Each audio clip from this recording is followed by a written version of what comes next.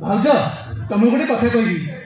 भाई तो आम बाहा जमा राजी हो नुले तुम एमती किनिया कल जे भाई तुमको बाहा बाध्य हेले प्लीज भाउज भाई को कही मो बाहाघरटा कर दियो ना से कथा कौन कि भाउज मु गोटे झील को भल पाऊँगी हेले भाई सांगर भौणी को बाहा मत बाध्य कर कथा को नहीं आम घर बहुत किसी घटना घटी जाइए भाउज मुझे माया को बाहा न हुए ताहले भाई मरीजी बोली कहते तमें तुम भाई को कथा को मानी माया को बाहा हो जाओ मो पूरा रूपा को भल पाऊँगी भूली जाओ रूपा को तमें अरे जिते चेष्टा कले भी मुझे भूली पारूनी भाउज आ मरवा पर्यंत मुझे भूली पारि कहीं तुम भूली पारनी कहीं सी मत भल पाई ना गोटे दुर्घटन सी मोर एत निजर हो गला जे मुझे भी भूली जाए ताहले ईश्वर मत क्षमा करेंगे ता छड़ा भाउज सी मत जमारू भूली पारनी सी तुमको भूली जाइए देख सी आउ कहार है सारी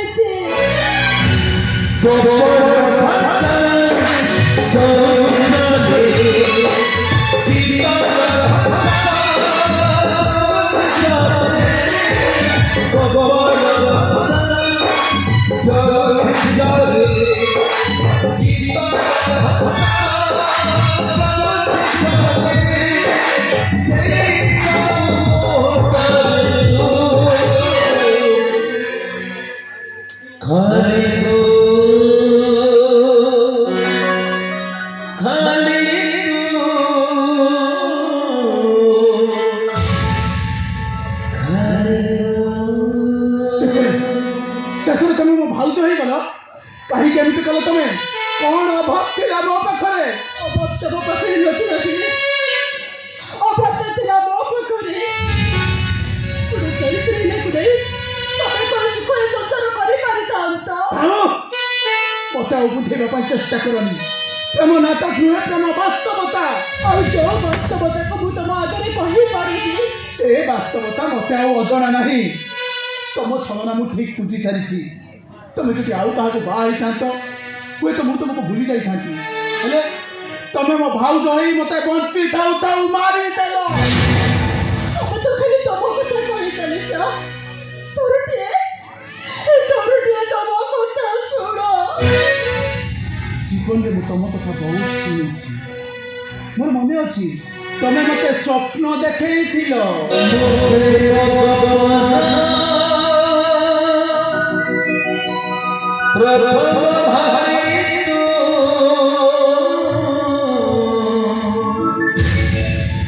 नील आकाश तले छोटिया गाँ चारि पाखे हलदिया सरिष खेत देखी तुम खूब खुशी हो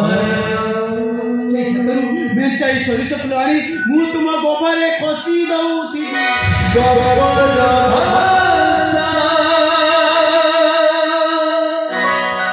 हठात कलाहांडिया मेघ आसीब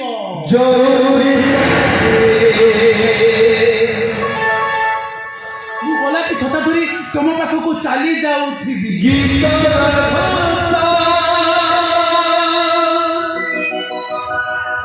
तुम तुम पादर पाउज को छम छम करी मो छता तल को धाई आसुथी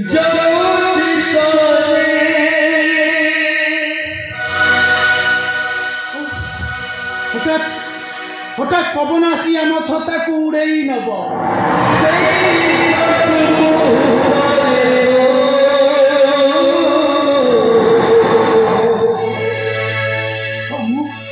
मु भिजिबा को डोलथिला बेले तमे आसी तम पणत कानी तल को मते भिड़ी नउ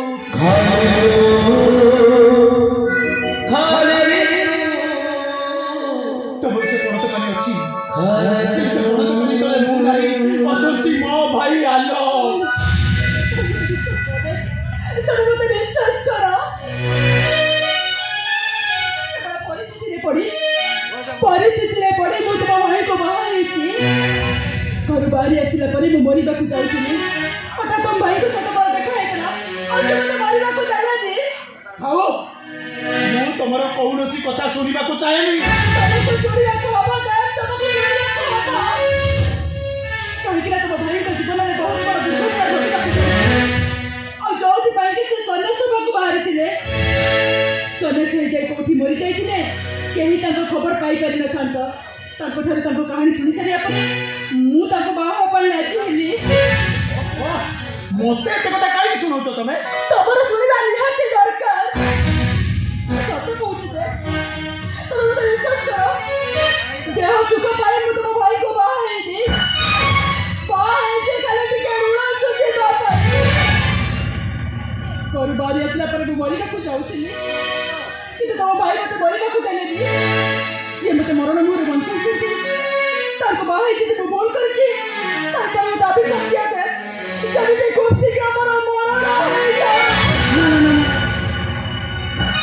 ନା ନା, ମୁଁ ତମକୁ ପାଇଲିନି ବୋଲି ଏତେ ବଡ଼ ସ୍ୱାର୍ଥପର ହେଇଛି କି? ତମେ ମୋ ଭାଉଜ ହେଇ ରହିଥାଅ। ପାରୁଛ ତ ମତେ ଅଭିଶାପ ଦିଅ, ଯେମିତି ଆକ୍ସିଡେଣ୍ଟରେ ମୋର ମରଣ ହେଇଯାଏ।